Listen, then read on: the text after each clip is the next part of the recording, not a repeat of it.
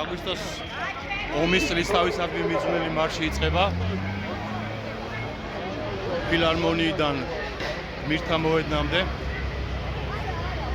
კიდევ და კიდევ დიდება ჩვენს გმირებს, რომლებმაც გადაარჩინეს საქართველოს სრულ ოკუპაციას. ეს ყველამ კარგად უნდა იცოდეს.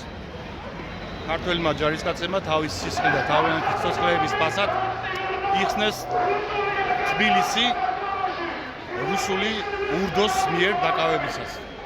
ანუ ჩვენ აგვისტოს ომის სხვანაირი დასასრული ექნებოდა, რომ არა ჯარისკაცების გმირობა და კიდევ აუცილებლად უნდა ვთქვა შეერთებული შტატების მაშინდელი პრეზიდენტის ჯორჯ ბუშის 9 აგვისტოს ჩატარებული პრესკონფერენცია პირდაპირ თეთრი სახლის წინ, სადაც მან გამოაცხადა შეერთებული შტატების მიერ სამხედრო ჰუმანიტარული ოპერაციის დაწყება. ეს საკმარისი იყო საიმისოდ, რომ რუსეთი გაჩერებული იყო თბილისის მისადგომებთან. ეს ყველამ კარგად უნდა ვიცოდეთ და გავაწერეთ ეს ვიდეო.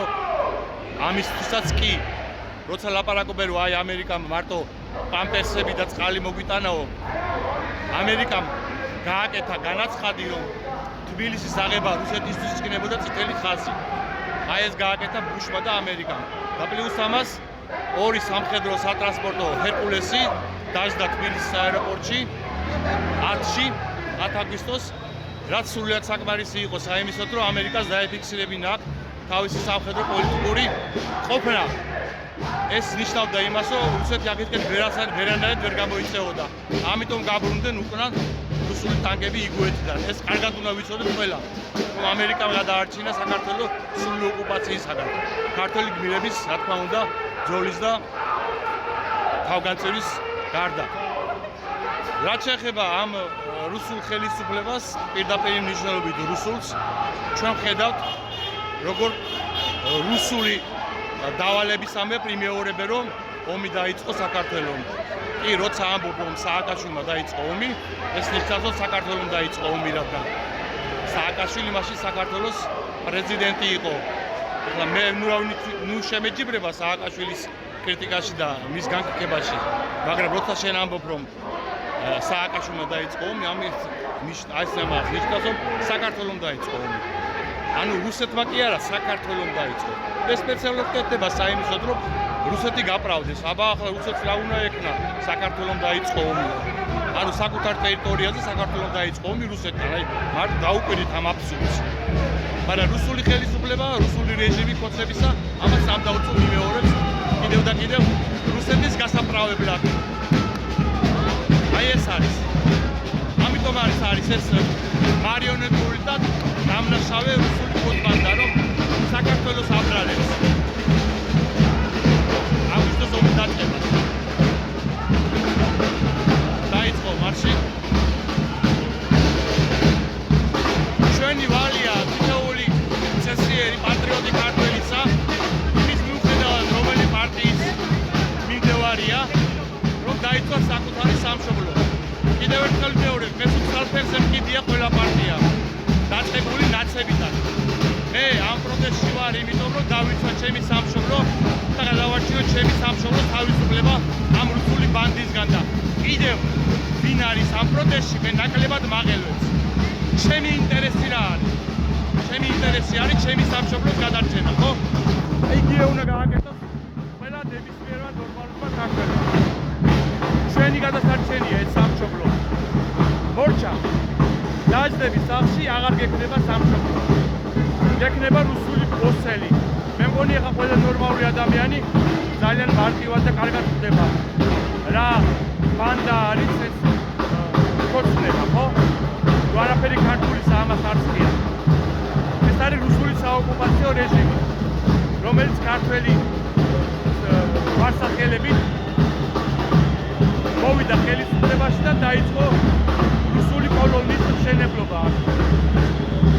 მაგრამ მომენტმა არ გაგვწირა ბოლომდე, ჯერეგერთი იმიტომ, რომ პროტესტი ხალხში არსებობს, მეორე იმიტომ, რომ მთელი მსოფლიო დაწყებული ამერიკიდან ევროკავშირი, ბრიტანეთი, აი დღეს განცხადებები გაკეთდა, რომ არ უჭერენ საქართველოს ტერიტორიულ მთლიანობას, გმობენ რუსულ აგრესიას და უკრაინამაც კი, ომში ჩაბმულმა უკრაინამაც კი ხარდაჭერა გამოუხოდა საქართველოს ტერიტორიულ მთლიანობას და სუვერენიტეტს.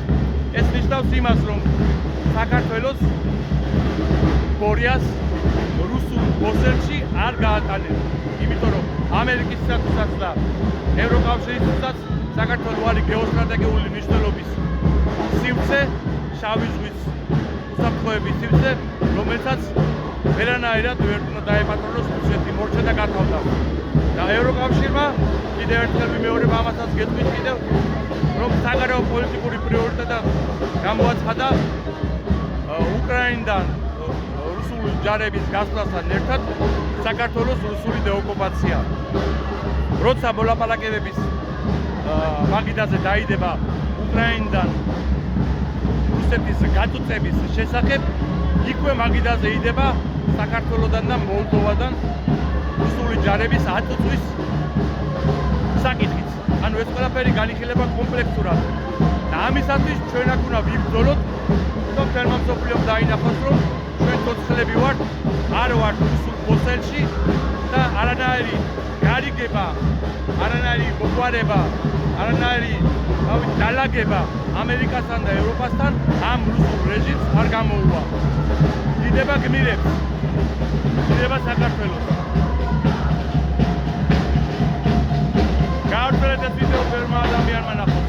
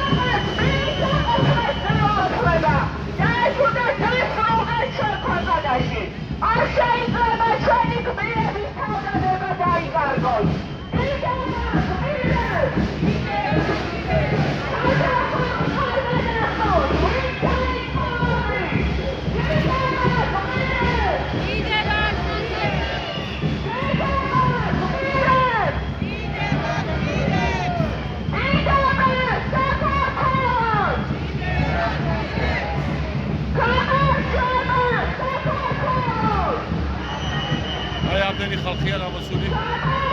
ხორაც იქნება შავათის მარშში, აუცილებლად გამოდით კიდევ მეტი და მეტი.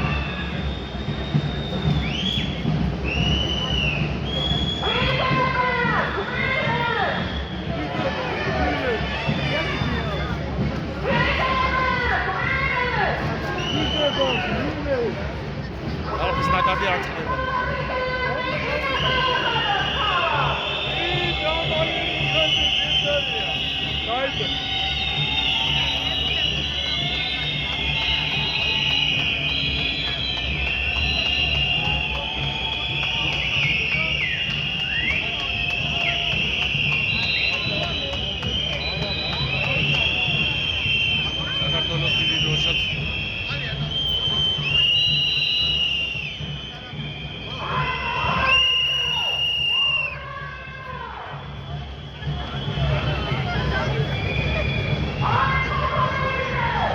ბოლომდე მეგობრებო, საქართველოს თავისუფლებისათვის ჩვენი შვილების მომავლის გადასარჩენად,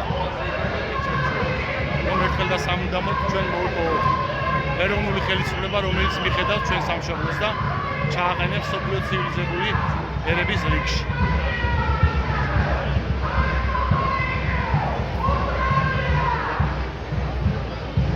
გავაცელეთ ეს საქართველოს ბრძოლა ბოლომდე დიდება გმირებს.